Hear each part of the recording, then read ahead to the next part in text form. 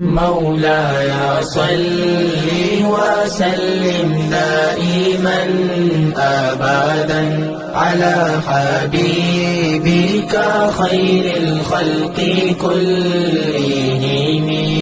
بسم اللہ الرحمن الرحیم الحمد للہ رب العالمین والعاقبۃ للمتقین والصلاة والسلام علی سید الانبیاء وخاتم المرسلین وعلی آلہ واصحابہ اجمعین، اما بعد۔ بخاری شریف جلد نمبر 1 صفحہ نمبر 333 ابواب المظالم والقیاس میں امام بخاری علیہ الرحمہ نے باب باندھا ہے، باب ما جاء فی السقائف وجلس النبی صلی اللہ تعالی علیہ وآلہ وسلم واصحابہ فی سقیفۃ بنی ساعدہ۔ سقائف جمع ہے سقیفہ کی، اور سقیفہ کہتے ہیں دیہاتوں کے اندر ایک جگہ بنی ہوتی ہے، کبھی تو کہیں تو زیادہ لمبے لمبے درخت وغیرہ لگا کر سایہ دار جگہ بنائی ہوتی ہے، اور کہیں لکڑیاں کھڑی کر کے اور ان کے اوپر چھت ڈال کر بیٹھنے کے لیے جگہ بنی ہوتی ہے، جس کو ٹارا کہتے ہیں پنجابی میں، عربی میں اسے کہتے ہیں سقیفہ۔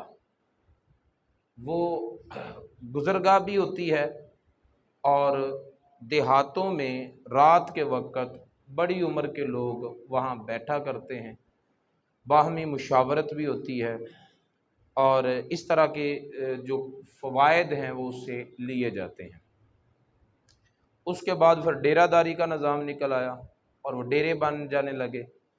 شہروں میں اس طرح کی اجتماعی بیٹھنے کی جگہیں کم دیکھنے میں آئی ہیں، لیکن دیہاتوں میں زیادہ تر پرانے دیہاتوں میں کہیں کہیں اس طرح کا وہ ٹارا سا بنا دکھائی دیتا ہے۔ تو مدینہ منورہ میں بھی اس طرح کی ایک جگہ بنی ہوئی تھی، اور اس کو کہتے تھے سقیفہ بنی ساعدہ۔ بنو ساعدہ قبیلہ میں وہ بنا ہوا تھا۔ تو ان سقائف میں بیٹھنے کا شرعی حکم کیا ہے؟ چونکہ گزرگاہوں پر اس طرح کی جگہ بنی ہوتی، اور وہاں پر بیٹھنے والے سنجیدہ مزاج لوگ بھی ہوتے اور غیر سنجیدہ لوگ بھی ہوتے۔ بعض اوقات وہاں سے گزرنے والی خواتین کو مسئلہ ہوتا پردے کا کہ بہت سارے لوگ بیٹھے ہوئے ہیں۔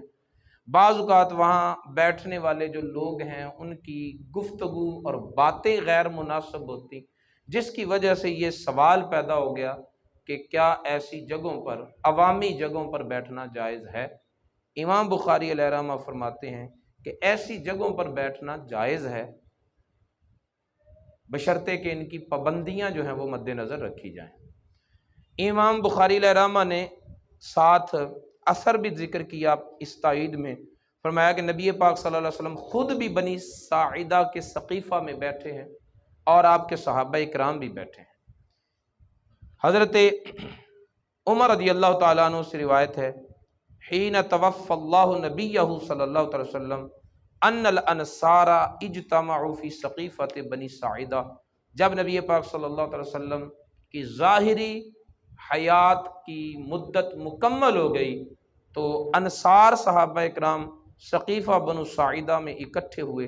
فقلت لابی بکر، تو میں نے ابو بکر صدیق رضی اللہ تعالیٰ عنہ سے کہا، انطلق بنا فجئنا ہم فی سقیفۃ بنی ساعدہ، چلے آپ میرے ساتھ۔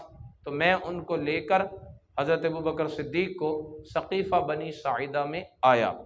تو یہ ایک طویل قصہ ہے، جس قصہ میں نبی پاک صلی اللہ علیہ وسلم کے وصال شریف کے بعد حضرت ابو بکر صدیق رضی اللہ تعالیٰ عنہ سے بیعت خلافت کی گئی تھی۔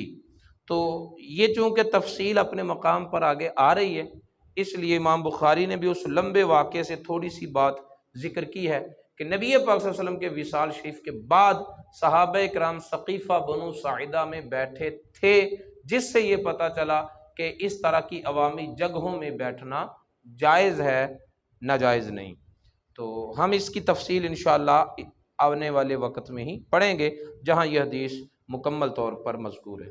حضرت ابو ہریرہ رضی اللہ تعالی عنہ سے روایت ہے، نبی پاک صلی اللہ علیہ وسلم نے ارشاد فرمایا لا یمنع جار جارہ ان یغرز خشبہ فی جدارہ، کوئی پڑوسی اپنے پڑوسی کو دیوار میں کھونٹی لگانے سے منع نہ کرے۔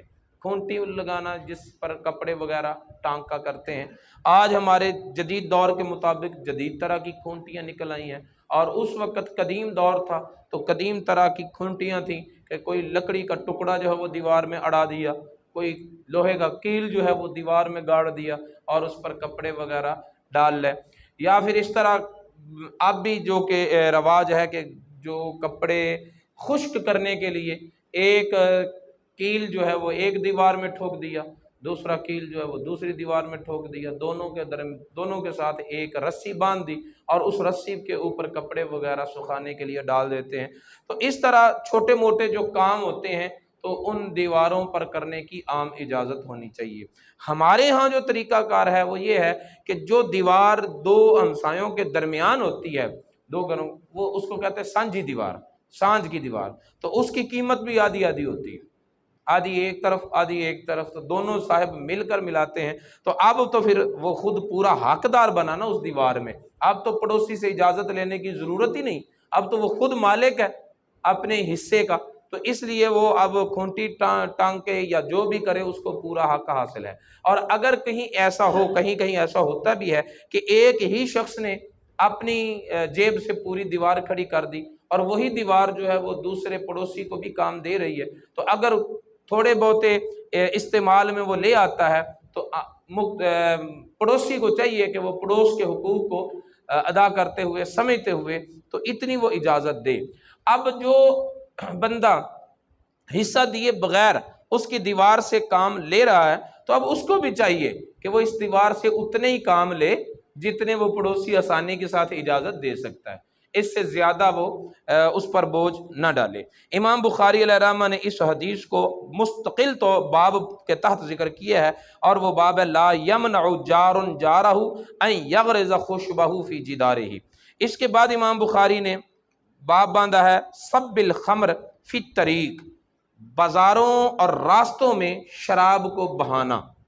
یہ شراب کی جب حرمت نازل ہوئی تھی تو شہر مدینہ میں ایک منظر ایسا بھی چلا تھا جس کا ذکر اس حدیث میں ہے۔ حضرت انس رضی اللہ تعالیٰ عنہ فرماتے ہیں کنت ساقی القوم فی منزل ابی طلحہ، میں ابو طلحہ کے گھر لوگوں کو شراب پلا رہا تھا۔ وکان خمرہم یومئذ الفضیح، اس دن جو شراب تھی وہ الفضیح تھی۔ الفضیح شراب کسے کہتے ہیں؟ کھجوروں سے بنی ہوئی شراب ہوتی جس میں پانی جو ہے وہ جوش مار رہا ہوتا، اور یہ سخت ترین نشہ آور شراب ہوتی۔ اس کو فضیح اس لیے کہتے ہیں، فضیح کا لفظی معنی ہے رسوا کرنا، تو اس شراب کو اس لیے فضیح کہتے تھے کہ اس کو پینے والا جو ہے وہ مدہوش ہو جاتا اور ایسی ایسی حرکتیں کرتا کہ لوگوں میں اس کی رسوائی ہوتی۔ فَأَمَرَ رسول اللہ صلی اللہ علیہ وسلم منادیاً، اس دوران کہ میں ابو طلحہ کے گھر لوگوں کو شراب پلا رہا تھا، نبی پاک صلی اللہ علیہ وسلم نے ایک اعلان کرنے والے کو بھیجا جو مدینہ منورہ کی گلیوں میں اعلان کر رہا تھا الا ان الخمر قد حرمت، خبردار شراب حرام کر دی گئی ہے، خبردار شراب حرام کر دی گئی ہے۔ یہ اعلان جو ہے وہ مدینہ کی گلیوں میں ہو رہا تھا۔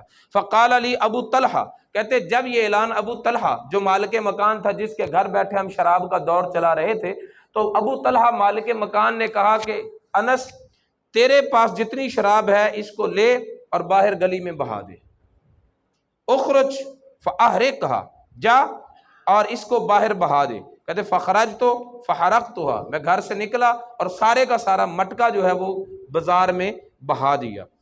فجرت فی سکک المدینہ، جب میں نے شراب کا مٹکا بہایا تو کہتے صرف میں نے نہیں بہایا بلکہ باقی لوگوں کے جس کے گھر میں شراب پڑی تھی، وہ مٹکوں کے مٹکے تھی یا کوئی تھوڑی بہت تھی، سب نے گلیوں اور بازاروں میں بہا دی۔ اور اس دن جس دن مدینہ منورہ میں یہ اعلان ہو رہا تھا کہ شراب حرام کر دی گئی ہے، مدینہ کی گلیوں اور بازاروں میں شراب جو ہے وہ بہا دی گئی، گلیوں بازاروں میں بہا دی گئی۔ اب اس سے یہ پتہ چلتا ہے کہ صحابہ کرام نبی پاک صلی اللہ علیہ وسلم کا حکم تسلیم کرنے میں کتنی جلدی کرتے تھے۔ اور کوئی تاخیر نہیں کرتے تھے۔ ادھر حکم آیا اور ادھر جام چل رہے ہیں، چلتے ہوئے جام چھوڑے اور شراب کو بہا دیا۔ لیکن بعض لوگوں کو تشویش ہوئی، تشویش یہ ہوئی، انہوں نے سوچا اور ایک دوسرے سے باتیں کی کہ بعض القوم قال بعض القوم قد قتل قوم وهي في بطونهم، ہمارے کچھ بھائی شہید ہو گئے، فوت ہو گئے، اور وہ شراب اس وقت پیتے تھے، اب حرام ہو گئی، لیکن اس وقت ان کے پیٹوں میں شراب تھی، کیا کیا جائے گا؟ تب یہ آیت کریمہ نازل ہوئی۔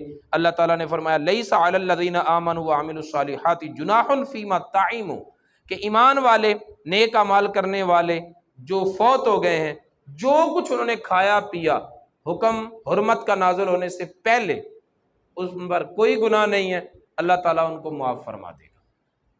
یہ آیت کریمہ نازل ہوئی۔ اس کے بعد امام بخاری علیہ الرحمہ نے باب باندھا ہے افنیۃ الدور والجلوس فیہا، گھروں کے سین اور سینوں میں بیٹھنا۔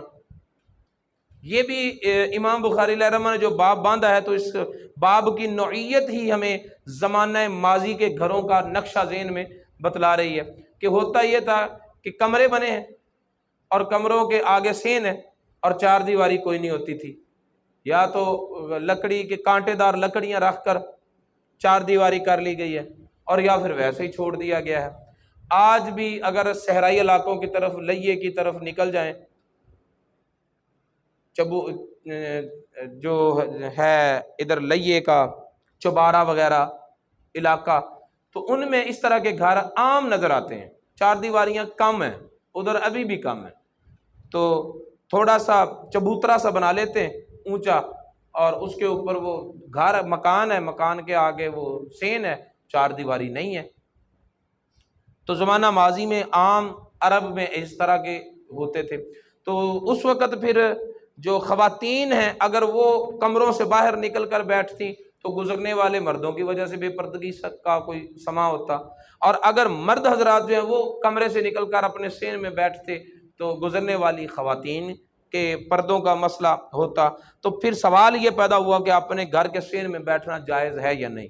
تو امام بخاری علیہ الرحمہ نے یہ باب اس لیے باندھا اور اس بات کی وضاحت کی کہ اپنے گھر کے سین میں بیٹھنا، اس میں کسی طرح کا کوئی حرج نہیں ہے، کیونکہ عمومی طور پر اس طرح کے گھر وہاں بنائے جاتے ہیں جہاں پر اپنے ہی قبیلے کے لوگ بس رہے ہوتے ہیں، اور اجنبیوں کا وہاں راستہ نہیں ہوتا، گزرگاہیں نہیں ہوتی، وہ ایک ہی خاندان کے مختلف گھر ہوتے ہیں اور وہی قریب قریب ایک دوسرے کے ساتھ رہ رہے ہوتے ہیں۔ فرماتے ہیں باب ہے گھروں کے صحن اور ان صحنوں میں بیٹھنا اور راستوں میں بیٹھنا۔ سیدہ عائشہ صدیقہ رضی اللہ تعالیٰ عنہ فرماتی ہیں کہ حضرت فبتنا ابو بکر مسجدا بفناء دارہ، حضرت ابو بکر صدیق رضی اللہ تعالیٰ عنہ نے اپنے گھر کے سین میں ایک مسجد بنائی ہوئی تھی، مسجد البیت، یصلی فیہ، اس میں نماز بھی پڑھتے تھے، ویقرأ القرآن، اور قرآن کی تلاوت بھی کرتے تھے۔ اور جس وقت حضرت ابو بکر صدیق رضی اللہ تعالیٰ عنہ اپنے گھر کے سین میں بنی ہوئی مسجد میں قرآن کی تلاوت کرتے تھے، فَيَتَقَصَّفُ عَلَيْهِ نِسَاءُ الْمُشْرِكِينَ وَأَبْنَاؤُهُمْ، تو مشرکین مکہ کی عورتیں اور ان کے بچے وہاں پر اکٹھے ہو کر حضرت ابو بکر صدیق کا قرآن سنا کرتے تھے، سارے جمع ہو جاتے تھے۔ یہ کلام کیسا ہے، یہ قرات کیسی ہے، اور پھر حضرت ابو بکر صدیق پر جو اس وقت رکت طاری ہوتی تھی قرآن پاک کو پڑھتے ہوئے، تو وہ بھی قابل دید ہوتی تھی۔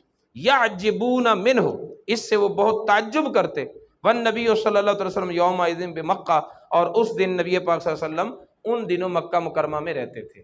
اب اس میں یہ بتایا گیا کہ ابو بکر صدیق رضی اللہ تعالیٰ عنہ اپنے گھر کے سین میں مسجد کے اندر قرآن کی تلاوت کرتے، اور وہاں رہنے والے مشرکین مکہ کی عورتیں اور بچے اکٹھے ہو جاتے، نہ ان سے گھر والوں کو کوئی اندیشہ ہوتا، نہ گھر والوں سے ان کو کوئی اندیشہ ہوتا۔